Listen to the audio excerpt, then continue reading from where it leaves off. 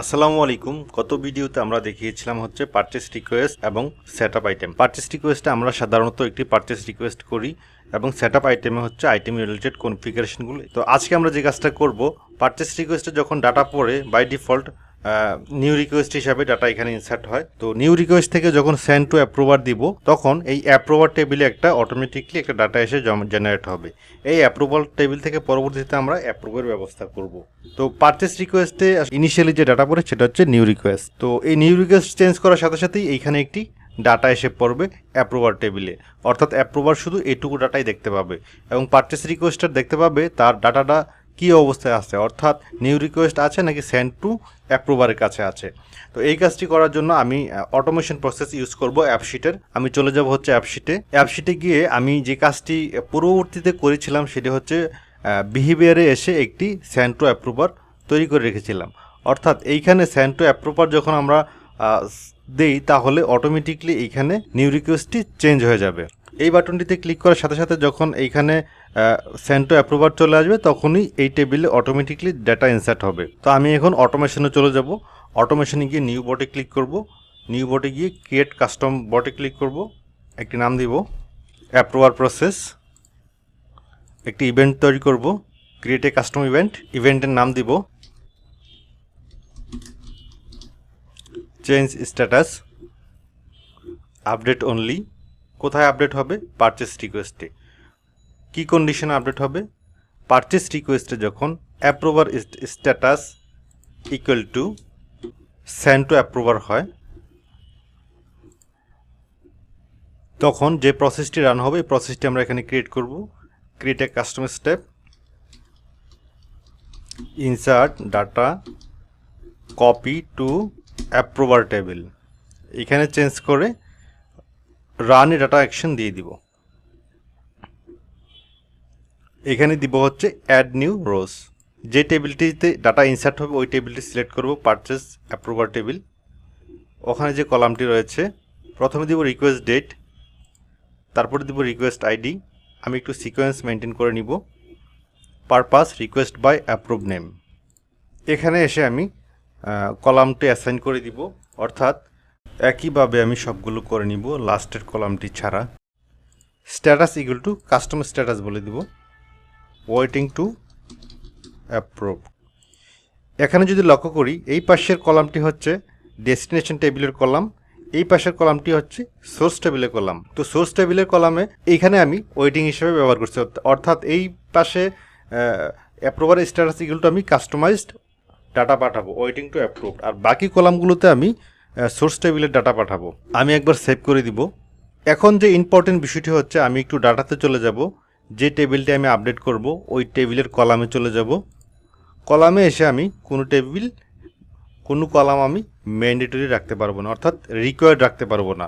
আমরা লক্ষ্য করব যদি রো নাম্বার রিকোয়ার্ড থাকে তাহলে রো নাম্বার আমরা রিকোয়ার্ড টিক চিহ্ন উঠিয়ে দিব। আমি যদি লক্ষ্য করি এই টেবিলে আমার কোনো ডাটা অদ্যাবধি নেই। এখন আমি যেটা করব, নিউ রিকোয়েস্ট থেকে সেন্ড টু অ্যাপ্রুভার করব। অর্থাৎ এইখানে পারচেস রিকোয়েস্টে নিউ রিকোয়েস্ট নামে দুটি ডাটা রয়েছে। আমি একটি ডাটাকে সেন্ড টু অ্যাপ্রুভার করব। সেন্ড টু অ্যাপ্রুভার করার সাথে সাথেই আমি যদি লক্ষ্য করি সেন্ড টু অ্যাপ্রুভার এখানে চেঞ্জ হয়ে গেছে। পারচেস অ্যাপ্রুভার টেবিল যদি আমি লক্ষ্য করি অটোমেটিক একটি ডাটা এইখানে পড়ে গেছে।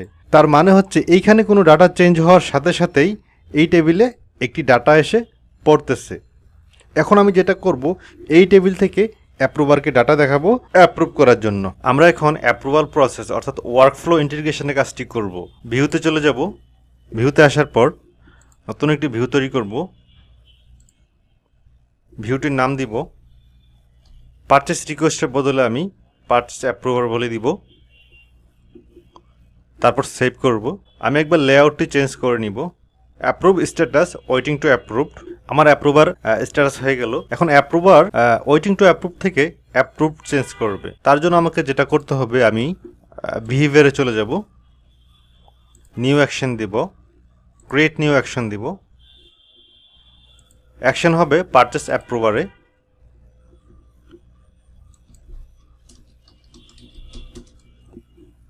অ্যাপ্রুভড পিয়ার বলবো, set column approve status equal to approved.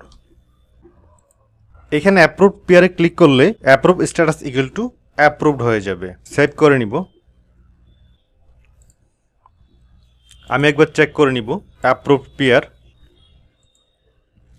আমি যদি লক্ষ্য করি এটি অ্যাপ্রুভড অবস্থায় চলে আসছে। আমি চাচ্ছি যে এই বাটনটি অ্যাপ্রুভড হওয়ার পর আমি দেখব না, শুধু ওয়েটিং ফর অ্যাপ্রুভ ওই ডাটার জন্যই আমি এই বাটনটি দেখব, অন্য কোনো ডাটার জন্য আমি বাটনটি দেখব না। অ্যাপ্রুভ ডাটার জন্য আমি এই বাটনটি দেখতে চাই না। ডিসপ্লেতে চলে আসব, বিহেভিয়ারের এখানে আরেকটি বিহেভিয়ার দেখতে পাবো, এখানে ক্লিক করব। Only if this condition is true, তো এইখানে আমি যেটা লিখব ওয়েটিং টু অ্যাপ্রুভ হয়,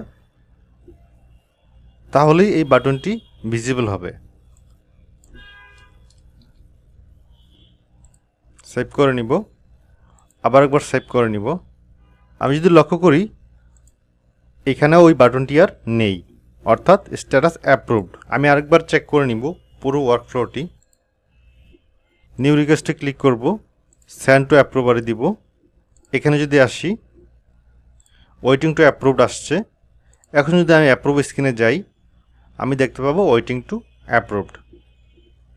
এখানে আমি ক্লিক করব, অ্যাপ্রুভ পেয়ারে ক্লিক করব, অ্যাপ্রুভ অবস্থায় চলে আসছে। আমি আর ওই বাটনটি দেখতে পাচ্ছি না, অর্থাৎ এটি অ্যাপ্রুভ হয়ে গেছে। ধন্যবাদ সকলকে এই ভিডিওটি দেখার জন্য। আমি চেষ্টা করেছি সবগুলো প্রসেস ওয়ার্কফ্লো এই ভিডিওতে দেখানোর জন্য। তো অনেক প্রসেস গ্যাপ হতে পারে, আপনারা কমেন্ট বক্সে কমেন্ট করতে ভুলবেন না কোথায় আপনারা বুঝতেছেন না, কোথায় আপনাদের কোশ্চেন আছে। তো পরবর্তী ভিডিওর জন্য এই চ্যানেলটি সাবস্ক্রাইব করুন এবং সঙ্গেই থাকুন। আসসালামু আলাইকুম।